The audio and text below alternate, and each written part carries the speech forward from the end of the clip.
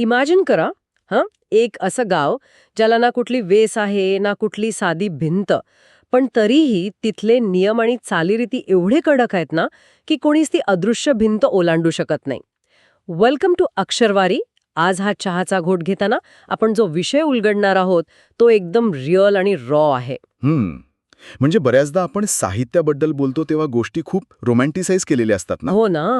हिरवीगार शेती, गाई-गुरांचा गोठा, भक्तीत लीन झालेली माणसं. पण आज आपण एका अशा जगात जाणार आहोत जिथे जगणं म्हणजे रोजचा एक नवा संघर्ष आहे. अगदी बरोबर. आणि आज आपण ज्या भन्नाट पुस्तकाबद्दल गप्पा मारणार आहोत त्याचं नाव आहे बनगरवाडी आणि लेखक आहेत Vyankatesh Madgulkar. Oh my god, literally हे पुस्तक वाचताना माझा पर्स्पेक्टिव्हच बदलला. या. जेव्हा मी हे वाचायला घेतलं तेव्हा मला वाटलं होतं की ही एक साधी गावाची गोष्ट असेल. यार ॲक्च्युली हे जे सोर्स मटेरियल आहे ना आपल्यासमोर ते निव्वळ एक कादंबरी नाहीये. हे म्हणजे एका अर्थाने एथनोग्राफिक डॉक्युमेंटेशन आहे. म्हणजे काय म्हणतात त्याला, एखाद्या विशिष्ट समाजाचं, त्यांच्या रोजच्या जगण्याचं अगदी कच्चं खरंखुरं रेकॉर्डिंग. एक्झॅक्टली. 1954 मध्ये पब्लिश झालेलं हे पुस्तक ग्रामीण साहित्यातलं एक माइलस्टोन मानलं जातं. आजच्या या डीप डाईव्हचा आपला उद्देश हाच आहे की या पुस्तकात दडलेले जे लेसन्स आहेत, जे आजच्या मॉडर्न लाईफमध्येही रेलेव्हंट आहेत, ती डिकोड करणं. नक्कीच. आणि हे डिकोड करण्यासाठी आपण सुरुवातीचा तो सीन डोळ्यांसमोर उभा करूया, जो मला वैयक्तिकरित्या खूप फॅसिनेटिंग वाटतो. विचार करा, एक 22 वर्षांचा तरुण, शहरात वाढलेला, तिथेच शिकलेला, हो. अंगात साधा पायजामा आणि सदरा घातलेला हा तरुण पहिल्यांदाच मास्टर म्हणून एका गावात चाललाय. आणि ते गाव म्हणजे कुठलं? हिरवंगार कोकण नाही. अरे एक्झॅक्टली आपल्यासारखंच. तो रखरखीत मांडेश आहे. सांगली आणि साताऱ्याच्या बॉर्डरवरचा अत्यंत दुष्काळी पट्टा. जमिनीला पडलेल्या गुडघाभर भेगा, आजूबाजूला नुसतं खुंटलेलं बाभुळवन. बापरे, ती शांतता आणि वाईब सो रिलेटेबल यार.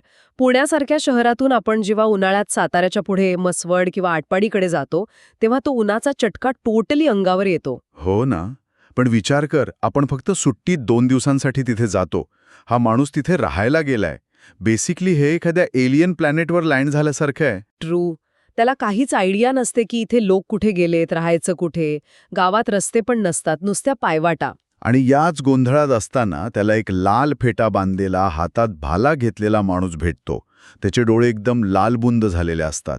तो या शहरी मास्तरला बघतो आणि काय विचारतो माहितीये? काय? तो विचारतो, अंडी गोळा करायला आलायस का? च्यायला लई भारी. म्हणजे गावात मास्तर आलाय हे त्याच्या पचनीच पडत नाहीये. हो. आणि मास्तर जेव्हा सांगतो की मी नवा शिक्षक आहे, तेव्हा तो माणूस चक्क थुंकून तिथून निघून जातो.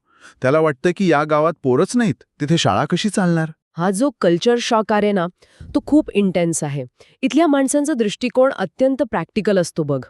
पोटाची खळगी भरण्यापलीकडे त्यांना शिक्षणाचं महत्त्वच वाटत नाही. एक्झॅक्टली.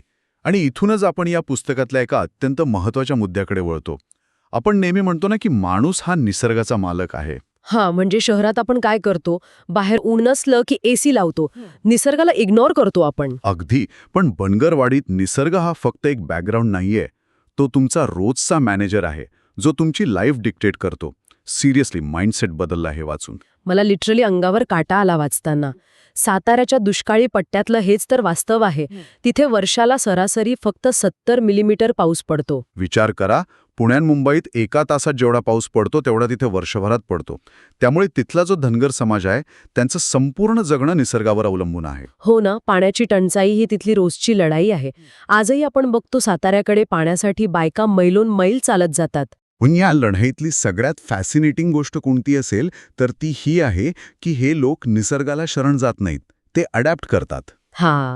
आणि इथे आपला दुसरा लेसन येतो, ट्रेडिशनल नॉलेज, ज्याला आपण अडाणी शहाणपण म्हणतो. हो. आजकालचे मॉडर्न तज्ज्ञ आपल्याला सस्टेनेबल फार्मिंगचे सल्ले देतात ना, पण या पुस्तकातली लोकं पिढ्यानपिढ्या तेच करत आली आहेत. अगदी. त्यांचं प्रॅक्टिकल नॉलेज एकदम नेक्स्ट लेव्हल असतं. पुस्तकात बाजरी आणि ज्वारीच्या इंटरक्रॉपिंगचं म्हणजे मिश्र शेतीचं वर्णन आहे. वेगवेगळ्या प्रकारची बियाणे एकाच वेळी पेरतात ते. आणि त्यामागचं लॉजिक बघ. मॉडर्न मोनोकल्चरमध्ये एकाच प्रकारचं पीक असतं. पाऊस नाही पडला तर अख्खं पीक जातं, पण इथे तसं नाहीये. कारण वेगवेगळ्या झाडांची मुळं जमिनीत वेगवेगळ्या पातळीवर जातात ना. एक्झॅक्टली. बाजरीची मुळं एका खोलीवर, तर ज्वारीची आणखी खोल.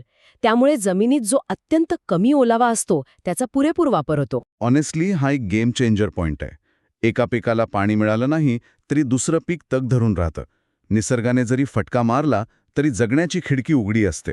आणि हे ज्ञान त्यांनी कुठल्या लॅबमध्ये बसून नाही शोधलंय, उन्हाचे चटके खात कमावलंय. नक्कीच. पण निसर्गासोबतचा हा लढा फक्त शेतीपुरता मर्यादित नाहीये. गावातल्या सोशल डायनामिक्समध्ये पण त्याचा रोल आहे. तो तालमीचा प्रसंग आहे बघ. ओहो, तो भाग एकदम इंटरेस्टिंग आहे. गावात व्यायामशाळा बांधायची असते आणि सगळ्यांचा उत्साह शिगेला पोचलेला असतो. हो, आणि मग विघ्न येतं ते बाला बंगर नावाच्या माणसाचं. तालमीच्या छतासाठी एका मोठ्या लाकडाची गरज असते. बालाच्या घरासमोर एक मोठं कडुनिंबाचं झाड असतं, पण तो ते द्यायला साफ नकार देतो. आणि तिथेच तर खरी गोम आहे ना. नाही यार, ऑथरचा पॉइंट वेगळा होता मला वाटतं. बाला चुकलास ना थोडा. गावाला एक झाड द्यायला काय हरकत होती? कम्युनिटीसाठी एवढं तर करायलाच हवं. अरे काहीतरीच. नीट वाचलं नाहीस तू. त्याचं ते एकच मोठं झाड होतं गावात. बायका पोरं जनावरं तिथेच सावलीला बसायची. उन्हाळ्यात झाड देणं म्हणजे जीव देण्यासारखं आहे. ओके. सांग तुझं वर्जन. बघ, रखरखत्या उन्हाळ्यात जिथे आजूबाजूला दुसरं कोणतंही मोठं झाड नाही, तिथे ते झाड म्हणजे फक्त लाकूड नव्हतं, तो एक आसरा होता. जमीन भाजून निघते तेव्हा माणसांना सावलीचा एकच तुकडा मिळतो. म्हणजे तो म्हणतो आधी माझी मान कापा मग झाड तोडा. हो ना. कुटुंबाला उन्हात करपण्यासाठी कसं सोडून देणार तो? आणि या एका नकारामुळे अख्खं गाव त्याच्यावर बहिष्कार टाकतो. ती अदृश्य भिंत इथेच दिसते. एक्झॅक्टली. बहिष्कार म्हणजे काय हे समजून घेणं गरजेचं आहे. शहरात आपण शेजाऱ्यांशी बोलत नाही, इट्स फाईन. पण तिथे समाज म्हणजेच जगणं असतं. अगदी. गावातल्या गोड्या पाण्याच्या विहिरीतून त्याच्या बायकोला पाणी भरण्यावर बंदी घातली जाते. मैलोन मैल चालून खाऱ्या पाण्यावर जगावं लागतं. बहिष्कार म्हणजे सोशल डेथ. पण हे असं का होतं? गावात पोलीस नसतात, कोर्ट नसतं, मग समाज एकत्र कसा राहतो? तर ह्याच सोशल कॉन्ट्रॅक्टमुळे. दुष्काळी भागात एकट्याला जगणं अशक्य आहे. हो, एकमेकांची गरज लागतेच. त्यामुळे समाजाचा नियम मोडला की मरणाच्या दारात ढकलणं हीच मोठी शिक्षा असते. समाजाचा दबाव हाच कायदा असतो तिथे. खरंच. अरे थांबा, अजून सबस्क्राईब नाही अक्षरवारीला? आत्ताच करा. दर आठवड्याला नवीन भाग, नोटिफिकेशन ऑन ठेवा. सिरियसली, एकदम फ्री आहे.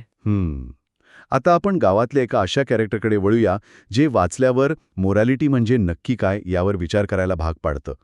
आनंदा रामोशी. यार, ॲक्च्युली हे कॅरेक्टर मला खूप इंट्रिगिंग वाटलं. ब्रिटिश काळात रामोशी समाजावर क्रिमिनल ट्राईबचा ठपका लागलेला होता. ब्रिटिशांनी अन्यायकारक कायदा करून संपूर्ण समाजाला गुन्हेगार ठरवलं होतं. पण आनंदाची गोष्ट वाचल्यावर गुन्हेगार शब्दाची व्याख्याच बदलते. हो ना. आनंदा काही सराईत चोर नसतो. तो पोटासाठी शेतातून धान्य चोरतो. पण त्यातली निरागसता बघ. तो स्वतः जाऊन मालकाला सांगतो की मी धान्य नेले. आणि यामागचं लॉजिक सुन्न करतं. शहरातले व्हाईट कॉलर गुन्हेगार करोडो रुपये खाऊन शांत बसतात, वकील उभे करतात, आणि इकडे हा माणूस पोटासाठी चोरूनही रिस्पॉन्सिबिलिटी घेतो. इथली मॉरॅलिटी पूर्ण वेगळीच आहे. त्याला चोरी करायची हौस नसते. व्यवस्थेने त्याला तसं करायला भाग पाडलंय. त्याची ती प्रामाणिकपणाची जाणीव डीपली कनेक्ट करते. आपण एसी रूममध्ये बसून कोणालाही चोर म्हणतो, पण जगण्याचा संघर्ष जेव्हा उंबरठ्यावर येतो ना, तेव्हा पुस्तकी नीतिमत्ता बाजूला पडते. अगदी. आणि हाच संघर्ष, निसर्गाशी चाललेली झुंज, पुस्तकाच्या क्लायमॅक्समध्ये रौद्र रूपात येते. इथून पुढे आपल्याला प्रश्न पडतो की गाव म्हणजे नक्की काय? विटा मातीची घरं की माणसं? हा प्रश्न अस्वस्थ करणार आहे. शेवटी गावात भयंकर दुष्काळ पडतो. पावसाळा उलटतो तरी पाण्याचा थेंब नाही. विहिरी कोरड्या पडतात, जमिनीला पडलेल्या भेगा रुंद होतात, जनावरांना चारा उरत नाही. आणि मग गावकरी आपापल्या मेंढ्या, मोडकं सामान गोळा करून रातोरात गाव सोडतात. जो निसर्ग बॉस होता त्याने राजीनामा दिलेला असतो. तिथे थांबणं म्हणजे मृत्यू. लिटरली रडायलाच आलं मला. तो मास्तर तिथे एकटाच उभा असतो. बघता बघता अख्खं गाव विस्कटून जातं. आपण ज्याला परमनंट समजतो ते किती तात्पुरतं असतं. हे पुस्तक हेच सांगतं की गाव ही वास्तू नसते, तो एक अदृश्य सोशल कॉन्ट्रॅक्ट असतो. निसर्ग पाठ फिरवतो तेव्हा तो करार संपतो आणि लोक पुन्हा भटके होतात. तो मास्तर सरकारला पत्र लिहितो मदतीसाठी, पण लाल फितीच्या कारभारात कोणीच लक्ष देत नाही. शेवटी त्यालाही ते निर्जीव गाव सोडून जावं लागतं. हे म्हणजे एक एथनोग्राफी आहे. एक समाज कसा उभा राहतो आणि निसर्गापुढे कसा हतबल होतो याचं हे रॉ डॉक्युमेंटेशन आहे. नक्कीच. आपण खूप काही एक्सप्लोर केलं आज. ऐकणाऱ्या प्रत्येकासाठी माझा एक प्रश्न आहे. आपल्याला काय वाटतं, शहरातल्या सिमेंटच्या भिंती माणसांना जास्त जोडतात की गावातल्या या अदृश्य भिंती? कॉमेंटमध्ये सांगा. हे पुस्तक नक्की वाचा. पर्स्पेक्टिव्ह बदलेल गॅरंटीड. कॉमेंट करा कुठला पार्ट सगळ्यात रिलेटेबल वाटला. पुढच्या भागात एक और मस्त पुस्तक येतंय. मिस करू नका. बाय. जय महाराष्ट्र.